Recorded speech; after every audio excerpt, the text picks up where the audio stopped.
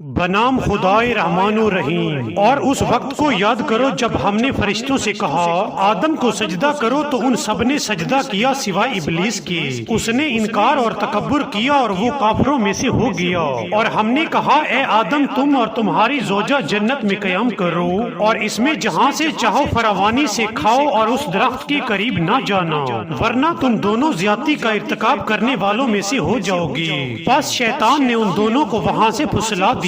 پھر جس نعمت میں وہ دونوں قیام پذیر تھے اس سے ان دونوں کو نکلوا دیا، اور ہم نے کہا اب تم ایک دوسرے کے دشمن بن کر نیچے اتر جاؤ اور ایک مدت تک زمین میں تمہارا قیام اور سامان زیست ہوگا۔ پھر آدم نے اپنے رب سے چند کلمات سیکھ لیے تو اللہ نے آدم کی توبہ قبول کر لی، بے شک وہ بڑا توبہ قبول کرنے والا مہربان ہے۔ ہم نے کہا تم سب یہاں سے نیچے اتر جاؤ، پھر اگر میری طرف سے کوئی ہدایت تم تک پہنچے تو جس نے میری ہدایت کی پیروی کی پھر انہیں نہ تو کوئی خوف ہوگا اور نہ ہی وہ غمگین ہوں گے، اور جو لوگ کفر کریں اور ہماری آیات کو جھٹلائیں وہی دوزخ والے ہوں گے، وہ اس میں ہمیشہ رہیں گے۔ اے بنی اسرائیل میری وہ نعمت یاد کرو جس سے میں نے تمہیں نوازا ہے، اور میرے عہد کو پورا کرو، میں تمہارے عہد کو پورا کروں گا اور تم لوگ صرف مجھ ہی سے ڈرتے رہو،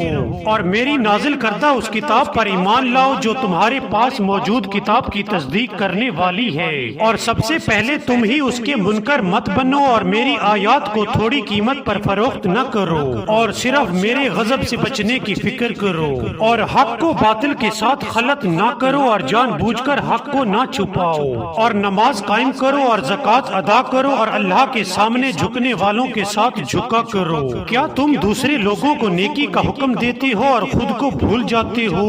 حالانکہ تم کتاب کی تلاوت کرتے ہو، کیا تم عقل سے کام نہیں لیتے؟ اور صبر اور نماز کا سہارا لو، اور یہ نماز بارے گراں ہے مگر خشوع رکھنے والوں پر نہیں، جنہیں اس بات کا خیال رہتا ہے کہ انہیں اپنے رب سے ملنا ہے اور اسی کی طرف لوٹ کر جانا ہے۔ اے بنی اسرائیل میری وہ نعمت یاد کرو جس سے میں نے تمہیں نوازا اور تمہیں عالمین پر فضیلت دی، اور اس دن سے بچنے کی فکر کرو جس دن نہ کوئی کسی کا بدلہ بن سکے گا اور نہ کسی کی سفارش قبول ہوگی اور نہ کسی سے کوئی معاوضہ لیا جائے گا اور نہ ان کی مدد کی جائے گی۔ اور وہ وقت یاد کرو جب ہم نے تمہیں فرعونیوں سے نجات دی جو تمہیں بری طرح اذیت دیتے تھے، تمہارے بیٹوں کو ذبح کرتے تھے اور تمہاری بیٹیوں کو زندہ رہنے دیتے تھے، اور اس میں تمہارے رب کی طرف سے بڑا امتحان تھا۔ اور وہ وقت بھی یاد کرو جب ہم نے تمہارے لیے سمندر کو شق کیا پھر تمہیں نجات دی اور تمہاری نگاہوں کے سامنے فرعونیوں کو غرق کر دیا۔